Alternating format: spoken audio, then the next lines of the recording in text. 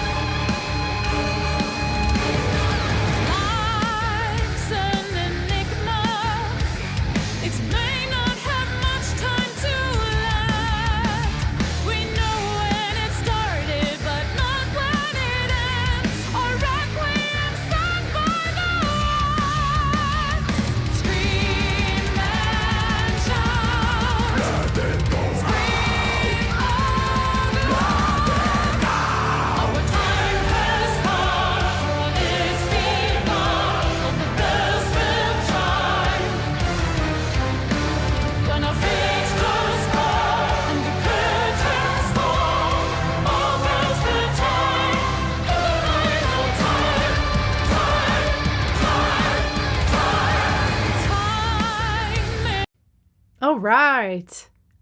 Nice. Okay, so what did I hear? What did I hear? I mean, there's one part she pronounced the word with a mouth almost closed, but I'm sure that live I'm going to have to react to it again when there's going to be a live version of it. I'm sure she's going to have her mouth really open, but that's one little detail because she really has that. Of course, you noticed it too. I'm sure she has kind of a operatic inspired sound, and she basically sings with her head voice. That's what's amazing with Simone Simons is her head voice is so trained and it's so loud. It's not the typical head voice with a lot of breathiness in it. She has an amazing control, amazing breath support, and a good balance, but she's not totally operatic. Basically, I've talked to it in the other video, but she's pretty, like, her long notes, her notes are straight tones. There's a little bit of vibrato sometimes at the end, but it's not like everywhere. In opera, you have vibrato everywhere because that's what they like. In vibrato, that's a sign of the voice being really free. And if you ever take opera lessons, they're gonna want you to vibrate all the time and as fast as possible, almost, but in a relaxed way. But yeah, so she doesn't have that. She doesn't have that vibrato all over the place. She sometimes has it, but then mostly it's really straight notes, which is really inspired by the rock. I wanted to say rock vocals, and that just rock. So that's really inspired by rock vocals that usually are made from chest voice with the belting technique. And a belting technique, usually you don't vibrate that much on the rock belt. So the belt is closer to a shouting voice. She's not shouting, she's really using her head voice, but by removing the vibrato, she kind of imitates the rock belt. but she stays in head voice. So if you have a hard time accessing your higher range in your chest voice, this might be a good solution for you. I know this is my solution. I'm an alto with my chest voice. My chest voice doesn't go naturally really high, but I have a lot of head voice, and I can go really high and really loud with my head voice. And I also have an opera background when I was a teenager, and then when I did the switch going to jazz and then R&B, blues, pop music eventually, that was one of my technique to reach the really high belt sounds. And it's only the singers that know the techniques and that are really vocally geeky, they're gonna notice, oh, she did the belt with a head voice, but super loud. Interesting. But from the outside, in the mix, we have basically the same emotion. It's loud, it's high, and it's emotional. There it is. It's not breathy. That's a belt. But yeah, so I would say she kind of cheats her belt, but I do the same. I do the same and I love it. We need to cover Epica. We really have like similar techniques, and I really love her vocal choices. I totally agree. It's really safe vocally also. There's that part, I think it's the pre-chorus. Let's rewind a bit.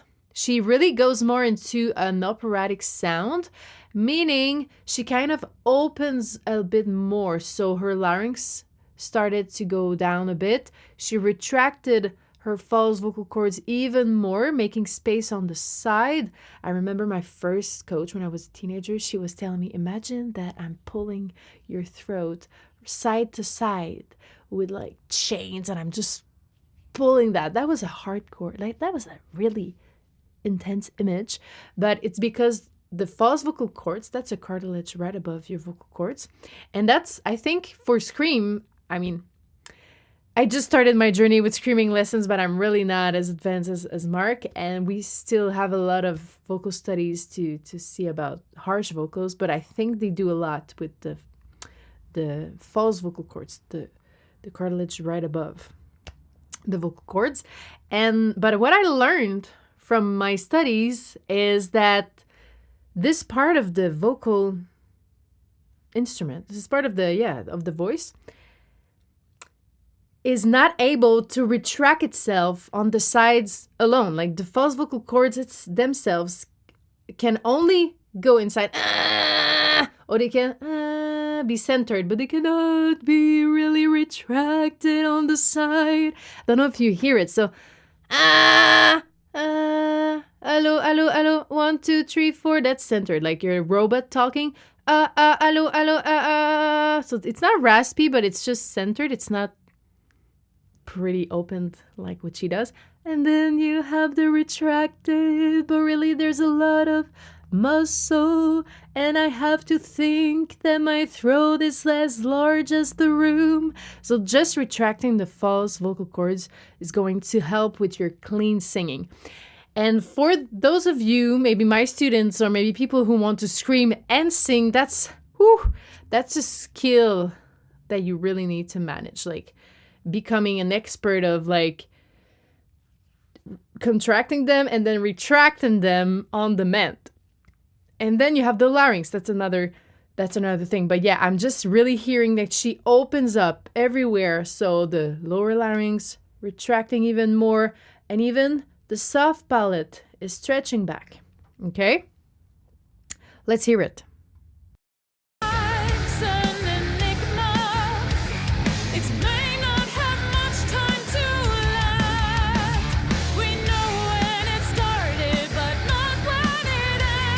So she's using her head voice, but mimicking rock voices. Not mimicking, but in a way, she's kind of mimicking the talking voice. So a higher larynx, because in classical, that would be really low. So da, da, and she has a lot of twang and removing the vibrato most of the time. But then afterwards...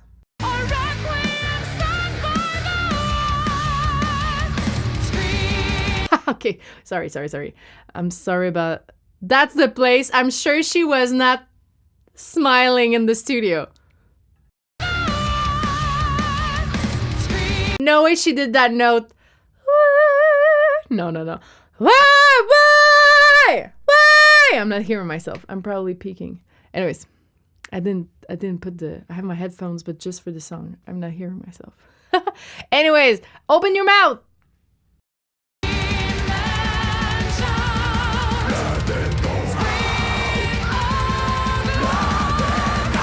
Yes, on the third note. Da, da, da, da, da, da. I'm hearing da, da, da.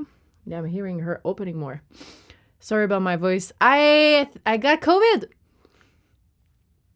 in Mexico, and I was out of.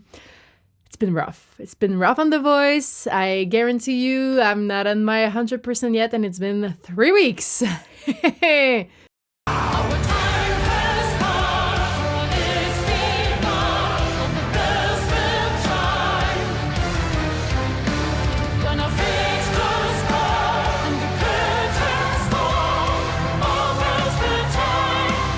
Yeah, that's the part that she's really more open, more operatic.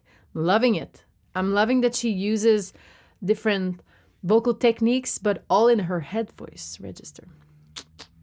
And she can bring her head voice very low. So you never hear her crack because basically she is as loud in the highs than she is in the lows. And she never switches. She's in her head voice the whole way through. That's one of the, that's goals. That's goals. You should practice that.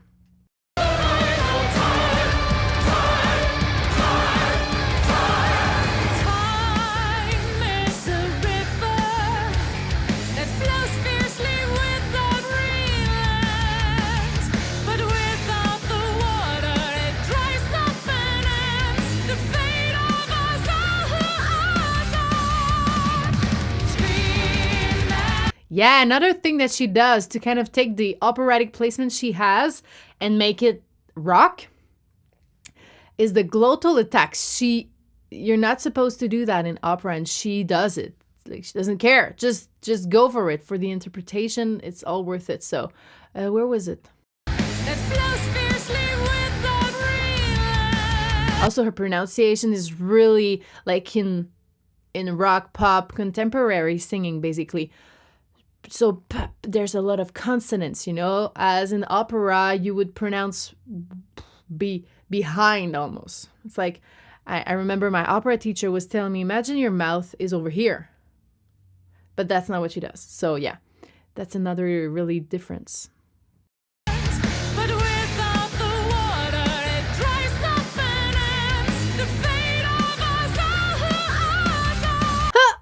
She reattacked. I don't have the lyrics, but yeah, there.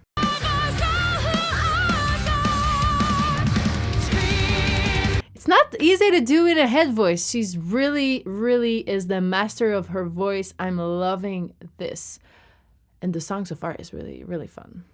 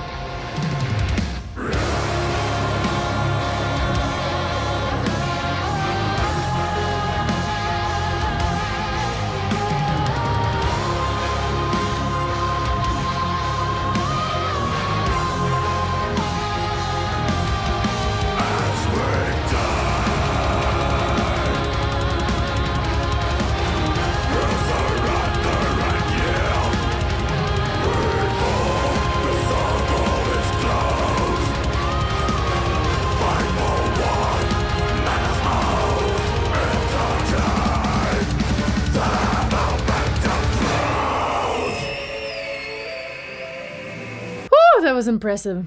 I can't wait to. I know last year I told you for April Fools I'm gonna scream, but with me being sick and the release of my French album, I could not practice scream because I mean I still have that stress that it would hurt me. Though I know I have the best coach in the world, Mark, aka Mark. But it takes time and it takes dedication, and so far I'm just able to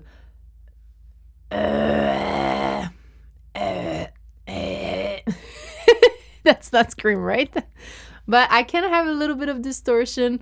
Sometimes live when I'm really in the mood. I've said that earlier. Sometimes I'm able to have a distortion on my really high screams, high belt, that I'm making with this type of voice. So basically, a head voice so loud that we can call it a mixed voice, really, because the vocal cords are not as thin anymore. They're kind of becoming thicker because you take your head voice, which is thin vocal cords, and you add twang and you kind of make it heavy and you make it thick again with other ingredients.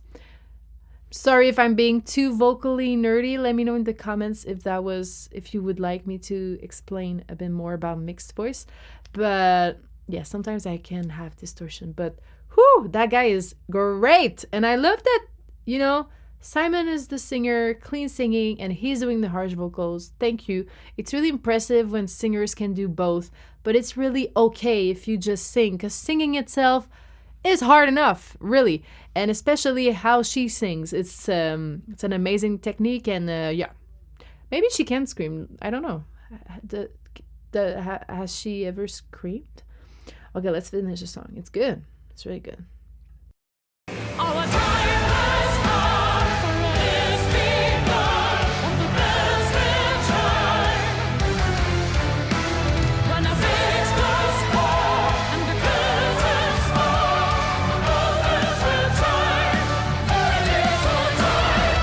Did you notice with this operatic placement that she has at the end of this part, we don't quite understand the lyrics as much as like her verses.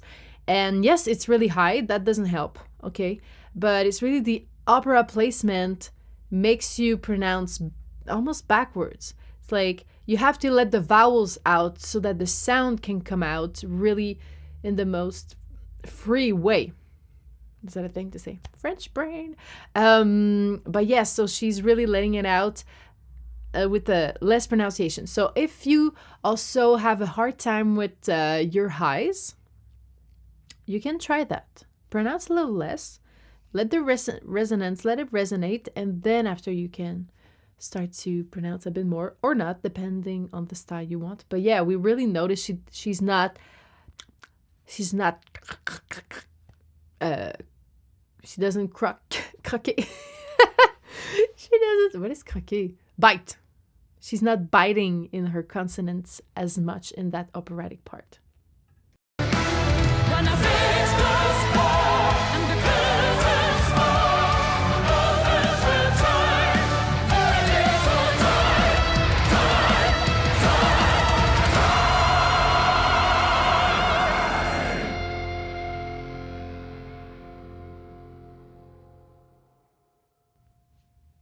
Nice. I mean, it's the word time, so we don't need her to exaggerate the T.